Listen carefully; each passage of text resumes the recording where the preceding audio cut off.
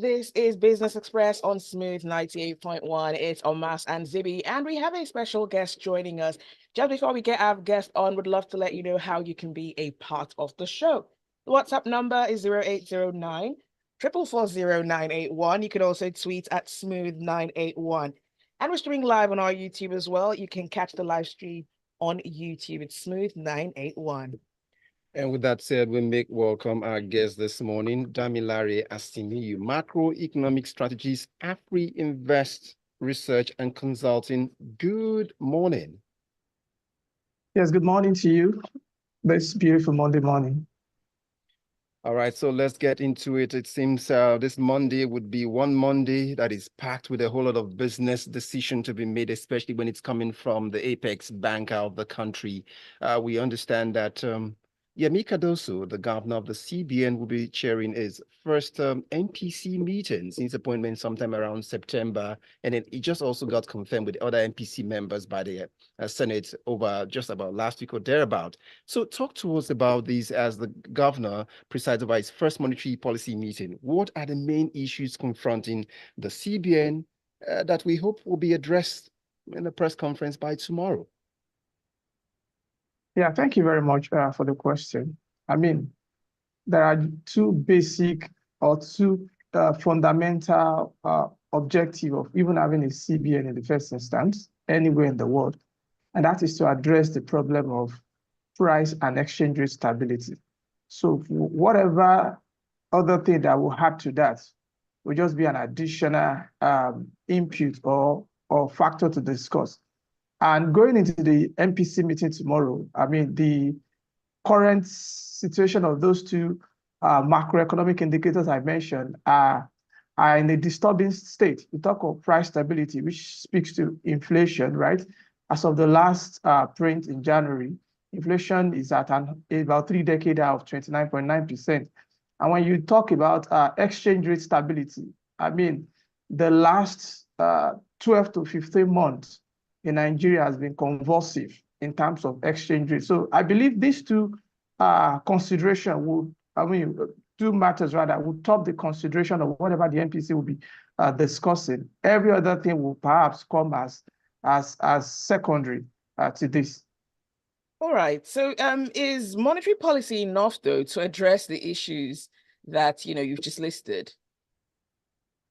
Even in economies where there are no structural challenges like Nigeria, monetary policy alone cannot fix inflation, right? So if you then look at the two variables in the context of Nigeria, where you have structural challenges, it's even become more complex for the monetary policy to address, because when you look at the tools that are within the ambit of the CBN to manage situation in a country, you talk of their ability to control money supply, determine rates, and maintain price stability. So when you look at Nigerian inflation, for instance, it's mostly driven by structural challenges, right? Nigerian inflation began to track higher as far back as August 2019, when the then administration of Buhari shut the land borders to food importation. And since that time, food inflation, which is the largest component of the CPI basket, have not for 2-3 consecutive months moderated. So it shows you that the CBN alone might not be able to address that. And we have always been preaching that at Afrinvest, that there's a need for a concerted fiscal monetary policy. There's a need for that handshake that will enable us to address these two challenges. So in a nutshell, the CBN might be making the sort of right move on these two macroeconomic indicators in terms of fixing them. But the same energy is also required from the fiscal side, using their own capacity, especially from the point of them having the ability and the power and the responsibility to address insecurity and other fundamental drivers of these anomalies. So let's not pretend about this. One of the major things all eyes will be on will be in conclusion of this meeting by the MPC. It would be all eyes on. So what is the NPR looking like? To hike or to cut? What say you?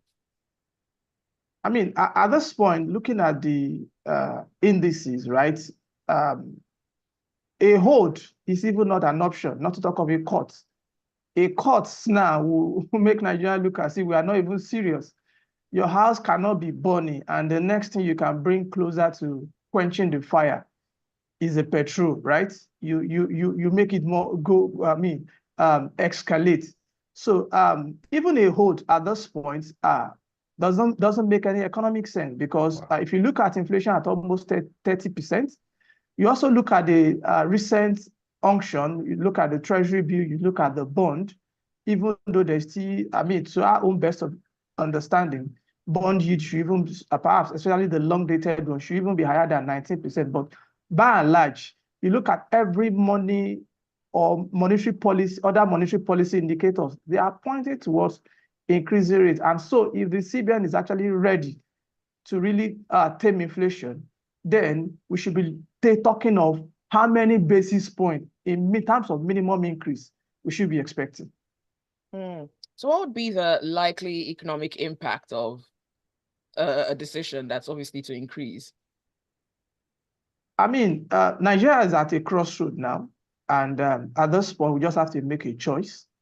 And we used to tell people, right, that a slow in growth, right, can only affect for a little while. If an economy slows down 1 or 2 quarters, if the other fundamentals are right, the economy will bounce back and do well. But inflation can kill everybody if it's allowed to spiral. So the effect of tightening policy, and we hope that not only will the CBN tighten the policy on paper, we are not expecting less than 200 basis points anyway. Not only should the CBN tighten, but they should allow for all the mechanism of transmission to fully reflect the dynamic of whatever position they are taking tomorrow. Because we have seen situations where, especially under the past CBN administration, where NPR is as high as almost 14%, but the long-dated treasury bill is clearing at about 6%. That is meaningless, because the essence of monetary policy rate is to show the direction of other rates in the economy. And when other rate follows it, hiking in rate help to incentivize investors to save. So when you hike rate, you are saying marginal propensity to consume should reduce, while marginal propensity to save or invest should increase, because you are trying to reduce appetite for demand, which by so doing, right, suppliers will then have no option than to either keep price stable or lower, because the incentive for them to hike rate aggressively would no longer be there. And that is how it works. But if the CBN should play to the gallery, hike NPR, and do not allow market rate or other variables to work as it should be, this exercise will just be like an academic exercise. But looking at the kind of energy of the CBN in the last 2-3 weeks, we think that we might see a different positive reaction, different and positive reaction this time around. But the effect on the economy, by and large, is the fact that they are trying to dissuade households from consuming aggressively. And when there is slowdown in consumption, right, GDP will slow down. Again, by tightening policy, by tightening NPR, let's say to 20%, banks that also want to borrow from CBN will pay above 20%, because the NPR will be the baseline. There's also a margin around it, which is what we call asymmetric corridor. So that's about 100 basis points, taking it to about 21. So there's no bank that gets borrowing from CBN at 21% that will lend out less than 23, 24, right? So it means that cost of borrowing too for businesses will be high. So the goal is that, yes, it will be very tight for businesses. Households will also want to reduce their consumption. But at this point, if we don't tame inflation, inflation will tame everybody. It's sounding like between a rock and a hard place to be in at this moment. None seem pleasant, but it seemed one would have to happen at the end of the day. But let's go on to if this MPC meeting holds eventually, aside from the NPR being taken as a decision, there is also what are we doing about FX? So this leads us to the hosting of a Forex foreign portfolio investor call on Thursday by the NGX. Should the CBN be involved in such matters? So I would say that sometimes desperate situation requires desperate method. Or desperate approach. I think in about 3 or 4 years ago, in our banking sector report, I would team resilient amid endemic and pandemic. We have stressed in that report that the reputation of the Nigerian CBN, irrespective of who is manning the affair, has taken a beating because the sort of monetary policy we adopted, or the sort of strategy of the CBN has, shall I say, tarnished the reputation of the apex bank in the face of foreign investors. And so if you have lost your reputation, it's always very difficult to restore a reputation that you damage deliberately somehow. So when you are in that kind of a situation, you become desperate in doing everything to fix it. And I'll give an example. In 2019, like I mentioned, the foreign investors brought 23.9 billion, is on record, into Nigeria through foreign portfolio investment. As of that time, on the Nigerian exchange, which is our capital market, right, the participation of foreign investors there was in the region of 49%. But check today, in fact, since about a year ago, hardly had been at any time when participation of foreign investors has reached 18% on the bourse. So meaning that the kind of inflow we are seeing from that channel has nearly dried up. And that's the biggest source of foreign investors flow to the Nigerian market. So if you're expecting to stabilize your currency, you need to convince those people that this sort of policy that dissuaded them, which is aggressive capital control, because the airline operators will tell you their story about how their funds were trapped. Other investors who have their money in Nigeria in 2020 during the COVID, who wanted to repatriate the money but could not get it on time, have their story to tell. At some point, we have about $5 billion being trapped. So the CBN need to go the unconventional way. But if I may add to this, right, I think that the team that is to have this meeting part is not complete yet. I would have also expect, as the CBN is mending its own things, trying to restore the confidence of foreign investors, that you see, we have backlog, but we are paying it. I recall the CBN governor says that they are almost halfway paying those backlog. We're not going to repeat these policies again. These are the things we are doing in convincing those foreign investors. We should also have both our finance minister and our trade minister also by the side say, you know what, when you guys bring in your money, we're also not going to filter it. We'll invest in this social investment, which will return. Nigeria is perhaps one of the so-called giant country in the world where the size of their trade is not up to half of their GDP. Nigeria's trade is just about $80 to $88 billion. Even South Africa, our next neighbor, their trade compared to GDP in terms of dollar is above 300 billion. So yes, $300 billion. So if Nigerian trade is 88 billion and our GDP is over 400 billion in dollar terms, it means it's actually very low. So we need to encourage people like this to bring in that FX to cushion the effect of shortfall in the market. All right, in just about 30 seconds, speaking about foreign investment, who in the government should have the bulk of the responsibility of attracting these foreign investors? Now, aside the fact that the CBN image has been battered, and I try to use this so-called investor score to perhaps redeem it, this sort of investor score should be the responsibility of the finance minister and the trade minister. The CBN has no responsibility in doing things like this. You will never hear that Jerome Powell, the US Fed chairman, and his other people are planning to sit with some sort of investors.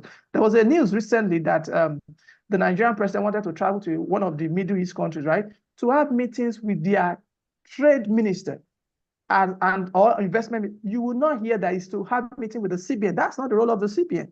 The role of the CBN is, or the central bank, is defined in the Central Bank Act, and that's to maintain price and exchange rate stability through policy, not to be having a personal conversation with investors. But when you don't have a solid reputation, you go route like this. But by and large, this kind of conversation should be the trade minister. And unfortunately, in Nigeria, I think the last time I heard of a very vibrant trade and investment minister was when we have Prince Niyade, I can't recall his full name then, under the Obasanjo administration. So our trade ministers in recent years have perhaps not been very optimal on their role.